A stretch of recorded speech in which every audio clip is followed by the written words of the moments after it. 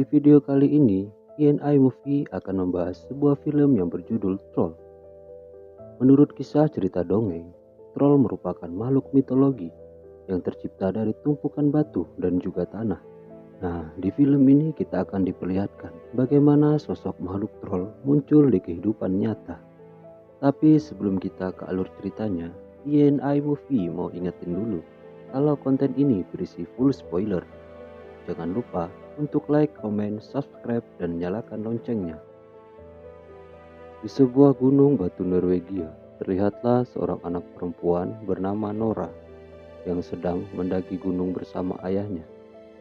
Melihat gunung batu di sekitar mereka, membuat ayah Nora teringat akan dongeng tentang troll. Dahulu kala, saat pernikahan troll, ada 13 troll yang mabuk sampai lupa waktu. Lalu, saat matahari terbit dan sinarnya mengenai tubuh mereka, semua troll itu pun membeku dan merubah menjadi gunung batu. Nora yang sudah beranjak remaja menganggap semua cerita itu hanyalah dongeng untuk anak-anak. Hingga sang ayah berkata, "Kamu harus percaya agar bisa melihatnya." Saat Nora mulai memejamkan mata dan melihat dengan seksama, di sanalah ia melihat bentuk-bentuk wajah troll di gunung tersebut. 20 tahun kemudian, saat itu pemerintah sedang fokus melakukan penggalian gunung Dovre untuk mewujudkan pembangunan jalur kereta yang baru di sana. Terlihat ada beberapa demonstran yang tidak setuju karena penggalian itu dianggap telah merusak alam. Untuk mempercepat proses penggalian, para pekerja sepakat untuk meledakkan gunung tersebut. Dan setelah ledakan itu, inilah yang terjadi. Puluhan pesawat militer langsung dikirim untuk memeriksa keadaan. Di lokasi dari pemeriksaan itu didapatkan sebuah jejak kaki raksasa yang bergerak ke arah selatan. Karena situasinya mulai mengkhawatirkan, militer pun terpaksa harus mendiskusikan hal ini dengan Perdana Menteri di Markas Operasional Angkatan Bersenjata Norwegia. Perdana Menteri datang bersama penasihatnya yang bernama Andreas. Di sana juga telah hadir para ahli dari berbagai bidang, termasuk Nora yang saat ini berprofesi sebagai seorang profesor paleontologi dalam rapat itu. Para ahli mulai berspekulasi tentang jejak kaki yang mereka temukan. Namun anehnya, tidak ada satupun dari mereka yang percaya bahwa bukti yang ditemukan itu adalah sebuah jejak kaki. Karena secara logika, tidak akan ada makhluk yang memiliki jejak kaki sebesar itu. Pikiran itu pun akhirnya terbantahkan saat mereka melihat sebuah bukti berupa rekaman video dari ponsel salah satu demonstran. Dalam video itu terlihat jelas bahwa ada sesosok monster batu yang keluar dari gunung Dovre dan meraung seperti hewan buas. Makhluk yang mereka sebut sebagai hewan buas itu terus berjalan ke arah selatan dan menyapu bersih setiap tempat yang ia lewati. Setelah itu, Nora dan Andreas langsung dikirim untuk melakukan penyelidikan di sebuah daerah bernama Lesia. Nora dan Andreas bertemu dengan kapten militer yang bernama Chris. Chris menjelaskan bahwa ia telah menyisir wilayah itu dan jejak kaki makhluk itu berhenti sekitar 20 km dari lokasi tersebut. Kemudian mereka pun menginterogasi salah satu pasangan lansia yang terkena imbas akibat monster batu. Sepasang suami istri itu berkata bahwa monster batu itu tampak seperti gunung batu yang bergerak. Selain itu, mereka juga mendengar suara raungan sendu dari monster tersebut. Setelah itu, Nora menyelidiki jejak kaki dari monster batu.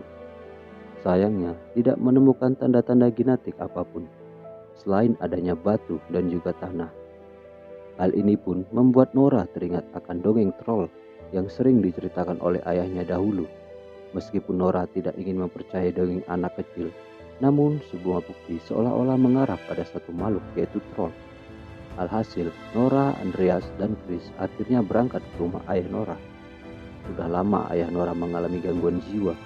Akibat penelitian troll yang ia kerjakan, tidak pernah ada satupun orang yang percaya. Sehingga ayah Nora pun diasingkan oleh negara. Ini akhirnya ayah Nora bisa membuktikan bahwa semua penelitiannya itu adalah nyata. Karena hal itu, ayah Nora pun akhirnya diikut sertakan dalam misi penyelidikan. Sampai saat itu, Nora dan yang lainnya masih tidak percaya pada semua perkataan ayah Nora. Sulit bagi mereka untuk percaya bahwa troll benar-benar ada. Nora bahkan sampai berdebat dengan sang ayah mengenai hal itu hingga akhirnya mereka pun melihat buktinya. Tak dengan bangunnya troll di belakang mereka, ternyata troll itu sejak tadi berada di sana dan berkamuflase menjadi gunung batu. Nora dan lainnya pun langsung melaporkan hal itu pada pemerintah.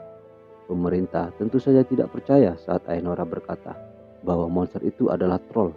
Ia bahkan dianggap telah gila dan diusir dari markas operasional. Nora kemudian meminta sedikit waktu pada Perdana Menteri untuk membuktikan perkataan ayahnya. Namun Perdana Menteri memutuskan untuk menyerahkan kasus ini pada pihak militer.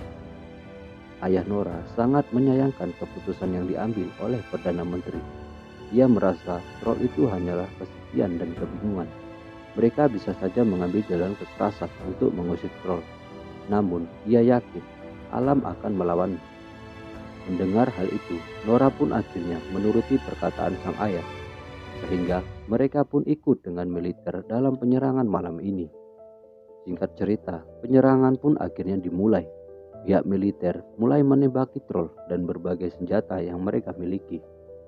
Dapat dilihat, semua itu hanyalah sia-sia.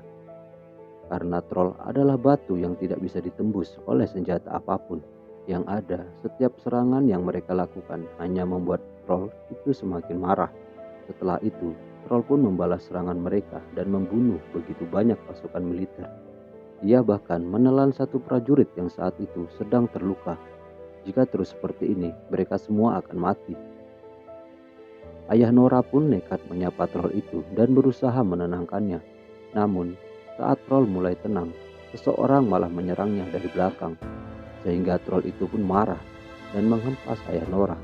Nyatanya, jika mereka tidak melakukan apapun, troll itu sebenarnya tidak akan menyerang mereka. Di detik-detik kematian ayah Nora pun menyebutkan istana raja dan rumah yang semuanya pasti berkaitan dengan troll. Setelah kematian sang ayah, Nora semakin percaya bahwa makhluk yang mereka hadapi saat ini adalah troll. Seperti di dunia dongeng. Jika sesuai dengan dunia dongeng, maka troll akan ketakutan dengan suara lonceng. Untuk membuktikan hal itu, Nora dan yang lainnya pun melancarkan aksi mereka dengan membawa beberapa lonceng mendekati troll tersebut. Tak disangka, dugaan mereka benar-benar terjadi. Ternyata, dongeng yang diceritakan oleh ayah Nora selama ini adalah kisah nyata. Berita kekacauan itu pun dengan cepat menyebar di berbagai negara. Masyarakat mulai panik dan mendesak pemerintah untuk menyelesaikan masalah ini. Apalagi diketahui bahwa troll itu kini mulai bergerak ke arah ibu kota. Sampai di markas operasional, Nora mengusulkan agar mereka mencari tahu informasi tentang troll terlebih dahulu sebelum mereka mengambil tindakan selanjutnya. Meskipun Nora telah membuktikan perkataannya, namun kepala pemerintahan dan Perdana Menteri masih tidak setuju dengan Nora. Mereka lebih memilih untuk menghancurkan troll. Dengan menggunakan sebuah rudal berdasarkan keputusan itulah, masyarakat ibu kota langsung dievakuasi untuk mengosongkan wilayah target. Nora dan Andreas tentu saja tidak setuju dengan keputusan itu, karena apa yang dilakukan oleh pemerintah hanya akan menghancurkan wilayah ibu kota. Saat sedang berpikir, ia pun tiba-tiba teringat akan perkataan ayahnya sebelum meninggal, di mana ia sempat menyebutkan tentang raja, rumah, dan istana. Tak disangka, semua itu pun mengarah pada satu tempat, yaitu istana kerajaan di sana. Mereka pun bertemu dengan pejabat senior bernama Richard Sinding.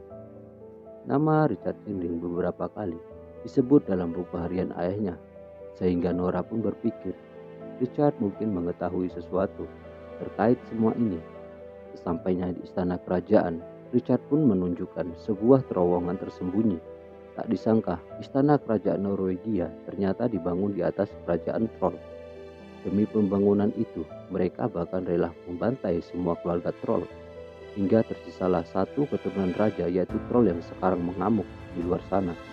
Dari informasi itu, maka sudah dipastikan bahwa semua perkataan ayah Nora memang benar adanya. Jika begitu, maka mereka hanya membutuhkan satu hal untuk menghentikan troll, yaitu cahaya matahari. Jika ditarik sekilas, mereka memang pernah melihat troll keluar di siang hari, namun ia tidak pernah terkena cahaya matahari secara langsung.